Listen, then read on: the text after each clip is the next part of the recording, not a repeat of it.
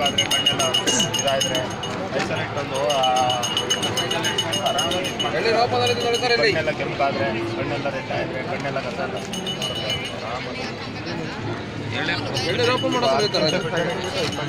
Wall ಮಾಡೋದು ಎಣ್ಣೀರು ಕುಡಿಯೋದು ತೂತ ಮಾಡ್ತೀವಿ ಬ್ಲ್ಯಾಕಿದೆಯಲ್ಲ ಬ್ಲ್ಯಾಕೆಲ್ಲ ಅಷ್ಟೇ ಕಣ್ಣೆಲ್ಲ ಕೆಂಪಿದ್ರೆ ಹೋಗಿ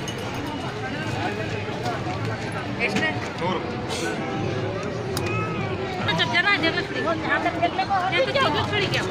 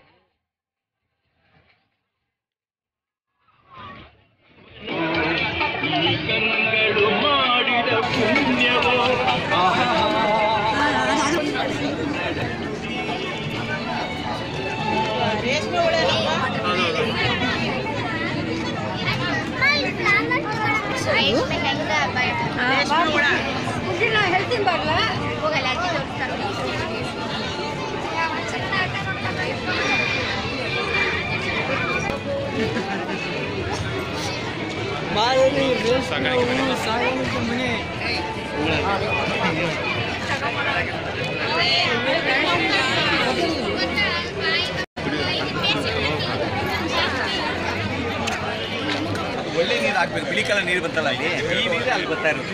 ಅದು ಪರಿವರ್ತನೆ ಮುಂದಿನ ಇದಕ್ಕೆ ಒಳ್ಳೇದಾಗಬೇಕಂತ ದೃಷ್ಟಿಯಿಂದ ಈ ಥರ ಮಾಡ್ತೀವಿ. ತ್ಯಾಜ್ಯ ನೀರನ್ನು ಸ್ವಚ್ಛ ಮಾಡೋಂಥ ಘಟಕ ಇದು. ಬನ್ನಿ ಸರ್ ಹೇಳಿ ಸರ್ ಇದ್ರದ್ದು ಏನು ಸ್ವಲ್ಪ ಮಾಹಿತಿ ಸರ್. ಈ ಘಟಕ ತ್ಯಾಜ್ಯ ನೀರು ಸಂರಕ್ಷಣೆ ಘಟಕ ಅಂತ. ಈಗಾಗಲೇ ಸಾಕಷ್ಟು ನಮಗೆ ನೀರು ಸಮಸ್ಯೆ ಈಗಾಗಲೇ ಅಂತ ಮುಂದಿನ ಜನ್ರೇಷನ್ಗೆ ಒಳ್ಳೇದಾಗಬೇಕನ್ನೋ ದೃಷ್ಟಿಯಿಂದ ಮುಂದಿನ ಮಕ್ಕಳಿಗೆ ಆ ದೃಷ್ಟಿಯಿಂದ ಇದು ಈ ಸಿಸ್ಟಮನ್ನು ಏನು ಎಫ್ಲೈನ್ ಟ್ರೀಟ್ಮೆಂಟ್, ಕಾಮನ್ ಎಫ್ಲೈನ್ ಟ್ರೀಟ್ಮೆಂಟ್ ಪ್ಲಾಂಟ್ ಅಂತ ಏನು ತ್ಯಾಜ್ಯ ನೀರು ಸಂರಕ್ಷಣೆ ಘಟಕ ಏನಿದೆ ಇನ್ಸ್ಟಾಲ್ ಮಾಡಿದ್ದೀವಿ. ಇದು ಕಂಪ್ನಿಯವರಿಗೆ ಮತ್ತು ಪ್ರತಿಯೊಂದು ಜನ್ರೇಷನ್ಗೂ ಮತ್ತು ಒಳ್ಳೇದಾಗಬೇಕು.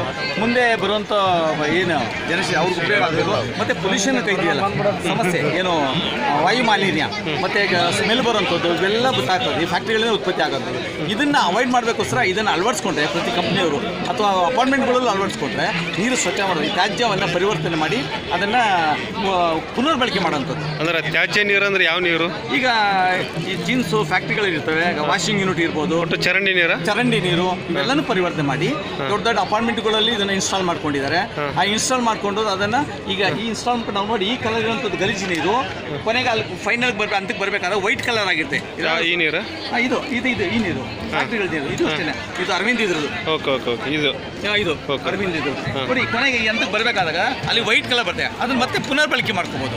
ಅವಾಗ ಏನಾಗುತ್ತೆ ಅಂದರೆ ಭೂಮಿಯಲ್ಲಿ ಒತ್ತಡ ನಾವು ನೀರು ಕೋಟ್ಯ ಎಷ್ಟೋ ಲೀಟ್ರು ಒಂದೊಂದು ದಿವಸಕ್ಕೆ ಲಕ್ಷಾಂತರ ಲೀಟ್ರು ಉಪಯೋಗಿಸ್ತಾ ಇದೀವಲ್ಲ, ಮುಂದಿನ ಜನರೇಷನ್ ತುಂಬ ಕಷ್ಟ ಆಗುತ್ತೆ. ಅದ್ರ ಜೊತೆಗೆ ಪರಿಸರ ಮಾಲಿನ್ಯನೂ ಕಡಿಮೆ ಆಗುತ್ತೆ, ಸ್ಮೆಲ್ಲೆಲ್ಲ ಬರ್ತಾ ಇರ್ತಲ್ಲ. ಆ ದೃಷ್ಟಿಯಿಂದ ಇದೊಂದು ಪ್ಲಾಂಟು ಇದನ್ನು ಇದು ಮಾಡಿದ್ವಿ.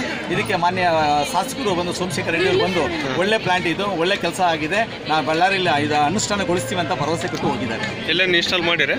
ಇಲ್ಲ, ಬೆಂಗಳೂರಿನಲ್ಲಿ ಜಾಸ್ತಿ ಮಾಡ್ತಾರೆ, ಅಪಾರ್ಟ್ಮೆಂಟ್ಗಳಲ್ಲಿ ಮಾಡ್ತಾ ಇದೀವಿ. ಬೆಂಗಳೂರಲ್ಲಿ ಆಲ್ರೆಡಿ ಇನ್ಸ್ಟಾಲ್ ಮಾಡಿ ಮಾಲಿನ್ಯ ನಿಯಂತ್ರಣ ಮಂಡಳಿ ಅಂತ ಪ್ರತಿ ಜಿಲ್ಲೆಗಳಲ್ಲೂ ಇದೆ, ತಾಲೂಕುಗಳಲ್ಲೂ ಇದೆ. ಈಗ ಸಾಕಷ್ಟು ಹೊತ್ತು ಜನಗಳಿಗೆ ಅರಿವಾಗಿಲ್ಲ. ಅದರಿಂದ ಇದು ಕೆಲವು ಸಾರಿ ಕಾನೂನಲ್ಲಿ ಲೋಪದೋಷ ಆಗ್ತಾ ಇದೆ. ಇನ್ನು ಎಲ್ಲ ಅವರು ಸರ್ಕಾರದಿಂದ ಅದು ಎಚ್ಚೆತ್ತುಕೊಂಡು ಸಮಾಜಕ್ಕೆ ಒಳ್ಳೇದಾಗೋ ರೀತಿಯಲ್ಲಿ ನಡ್ಕೋಬೇಕಾಗ್ತದೆ. ಒಟ್ಟು ಅದು ಕುಡಿಯೋಕ್ಕೆ ಯೋಗ್ಯವಾದ ನೀರೇ ಆಗುತ್ತೆ. ಗಿಡ ಬೆಳೆಸೋದಕ್ಕೆ ತೊಳೆಯೋದಕ್ಕೆ ಮಾತ್ರ ಆ ನೀರು ತ್ಯಾಜ್ಯವಾದ ನೀರು. ತ್ಯಾಜ್ಯ ನೀರನ್ನು ಪುನರ್ಬಳಕೆ ಮಾಡೋದಕ್ಕೋಸ್ಕರ ಪುನರ್ಬಳಕೆ ಅಂದ್ರೆ ಗೃಹ ಬಳಕೆ ಬಳಸಬಹುದು. ಕುಡಿಯೋಕೆ ಬಿಟ್ಟು ಗೃಹ ಬಳಕೆ, ಬಟ್ಟೆ ವಾಶ್ ಮಾಡೋದಕ್ಕೆ ಅಥವಾ ದೊಡ್ಡ ಯೂನಿಟ್ಗಳು ಕಂಪ್ನಿಗಳಲ್ಲಿ ಮೇಲ್ಗಡೆ ಶೇಖರಣೆ ಮಾಡಿ ಇದನ್ನ ನಾವು ಏನು ನಾವು ಸ್ವಚ್ಛ ಮಾಡುವಂಥ ನೀರಿದೆಯಲ್ಲ ತ್ಯಾಜ್ಯ ನೀರನ್ನ ಪುನರ್ಬಳಕೆ ಮಾಡಿಕೊಂಡು ಇದನ್ನು ಉಪಯೋಗಿಸ್ಬೇಕು.